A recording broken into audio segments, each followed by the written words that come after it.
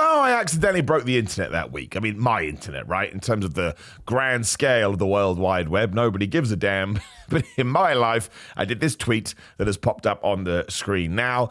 I just meant it as a bit of fun. I do think it, as we're going to get into, but it did pretty good engagement for me, and it got people sending me death threats, which was totally crazy. I did another tweet about this as well, and some people, they got overly concerned. I don't take any of this stuff seriously. I understand there's an irony there. He's using Twitter to complain about Twitter. But again, I don't really think about it that much. Just throw my thoughts out there, because the way I look at it, as we do get off piece at the start of the video, is, if somebody was punching me in the head constantly, I would still go tell everyone this guy's punching my head, even though he's doing the wrong thing. I think we should be able to talk about everything, because I'm saying this to some people like, oh man, why don't you just say anything and go elsewhere? No, I want to be on all social media platforms. And if I want to say I didn't like this, I'll say it. It's not getting me down. I'm perfectly cool. Keep bringing the love, keep bringing the hate. I promise you Simon Miller is okay. But when it comes to Saturday night's main event, I want Kevin Owens to win. Now, this isn't because I hate Cody Rhodes. This is the other thing that I got. Oh, man, can't believe you don't like Cody Rhodes' title reign. Cody Rhodes is my wrestler of the year to spoil videos that I've got coming out in a few weeks. I think everything he has done since WrestleMania 40 has been tremendous.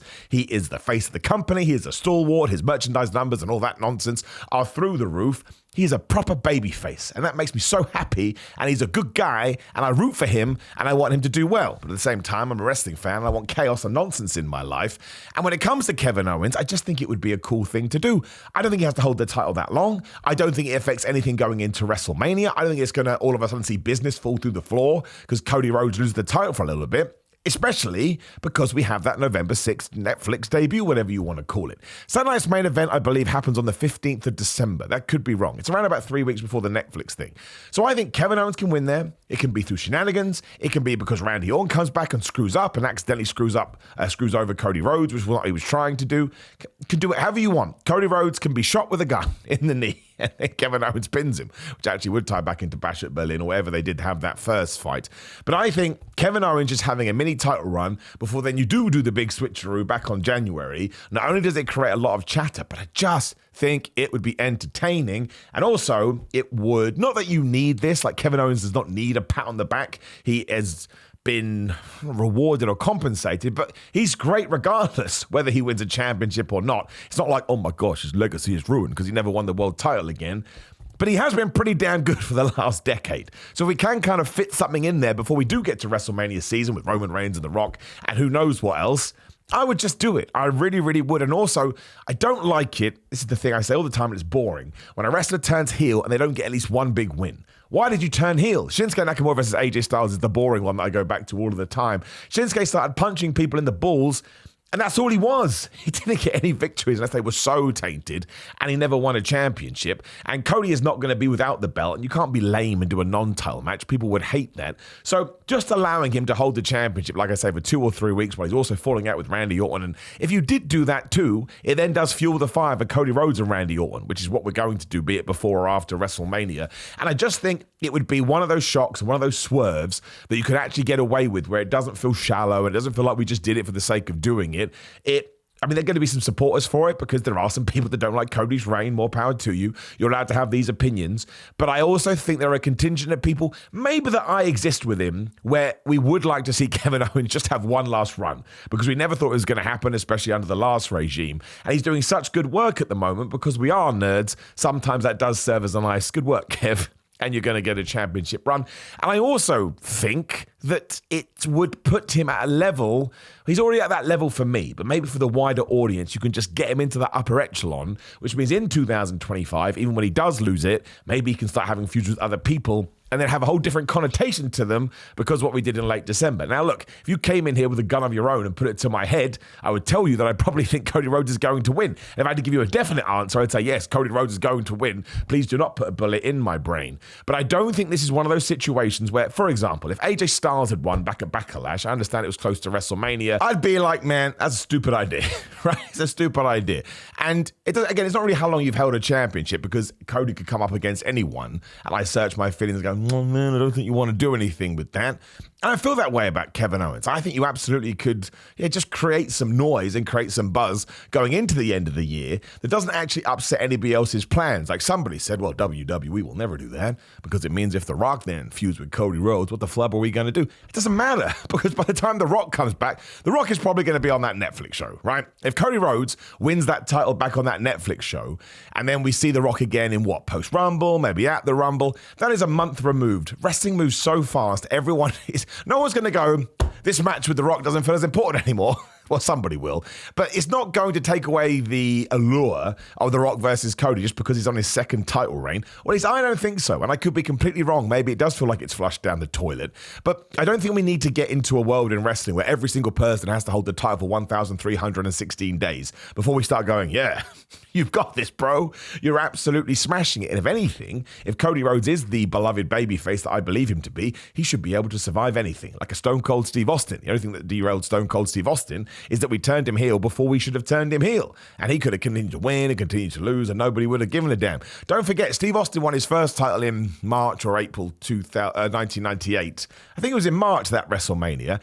And he was losing it by June. He held it for like 4 months. No, it was King of the Ring. So that was June, whatever. He held it for like 3-4 months. It wasn't long. And the reason we did do that is because Kane beat him in the first blood match. Oh, the blood on you will be for real. And then Austin won it back 24 hours later. And we did that to pop a rating. So I think if WWE wants to go crazy with their PR, and I'm not saying that you should book for this kind of stuff, but they will be thinking this. If you want to come out of that first Netflix show and be blowing the trumpet, it's a terrible phrase, but blowing the trumpet of truth, it's a really, really smart way to do it. You appease a certain area of your fan base that will pop for Kevin Owens. You got the crazy Cody crybabies. No, they're the people that like him. The opposite of the Cody crybabies that will react to this as well. And you got like a pot, right? You got a pot of people that, I don't know, I just think it creates some attention. I think there is something to this. And also, I saw this as well, and I think this is genuinely a problem on WWE's part that they need to fix because of the old Saturday Night's Main Event in terms of the second one they did 10 years ago. People going, well, they're not going to change a title on that. No one cares about that. It's a nothing show. That is not how WWE is seeing it. Again, it's on NBC, I believe, which is a network program. Network, that's right. A network show. So potentially millions upon millions of people could see this. The access to it and the accessibility is going to be way higher. WWE needs to change the perception of that show and tell people, and they're doing another one in January, when we do this on network TV, it's a big deal. It's like a pay-per-view, so you better watch it. And the best way to tell people that it is up there with the other shows that you are doing is by changing your world championship. And look, no disrespect to Gunther's world heavyweight title, but the WWE belt, as Cody has it, is just more important. And it's always going to be that way because that's how WWE frames it. So I am super excited about this. And I'm not going to be upset or down if Kevin Owens doesn't win. But when they put the match graphic up and it said like, there's no love lost between these two. There's plenty of love lost. They were best friends and they fell out. It didn't. Again, when I sat down to think, who's going to win that? I was like, you know what, you could go either way here. And that's because they've done such good work. You know, you can be on Kevin Owens' side. Like, everything Cody Rhodes has done has been from a valiant point of view. But at the same time, he has kind of dicked over his friend. Roman Reigns tried to kill Kevin Owens. He ran him over in a car in that Falls Count Anywhere match when they were essentially playing Mario Kart. And if someone had done that to me, and then somebody who would come back to my company, who I tried to help at the biggest show of the year, the Office Christmas Party, then team with them, you bet your ass I'm going to be sad. Kevin Owens has fallen into that wonderful heel territory over Drew McIntyre or potentially a Seth Rollins if he takes it all the way, where every single thing he's saying is true, but he does such terrible things because of it, because he can't handle his emotions, that he does become the bad guy. And I think the other thing, and this is personal to me, you're allowed to roll your eyes and say, Simon, you're a hypocrite, you're an idiot, totally cool, I get it. Because I'm such a big Kevin Owens fan, and because I do think he's done such good work the last 6 months or so, it just would be nice if we ended the year with a little trinket and Kevin Owens being the champion again, because he was the Universal Champion back in 2016. Kind of sucked. The way he won it was great, with Triple H going, ta-da, I'm on your side. But then we never really booked him as the guy, and of course he lost to Goldberg at the Royal Rumble in 18 seconds. I get Chris Jericho was involved in that too, but it always rubbed me the wrong way, and I like Goldberg. Like, even today, people get so mad at Bill. I'm a big fan of Goldberg because, of course, he is my fake dad, and I don't think there was a problem with that, but it was the way that he just felt like a secondary champion, and we never should have done that. If somebody gets the belt, it's happened all the time. CM Punk back in the day, Rey Mysterio, even Randy Orton when he first won the championship didn't get the proper kick up the tuchus that he should have done, but that's okay. That is their then this is now. So if you do want to make Kevin Owens the champion at Saturday night's main event, even for 3 weeks, and I think I'm a pretty hardcore Kevin Owens fan, I'm not going to get mad at it. I understand the switch. And you are going to create a lot of noise on social media because, again,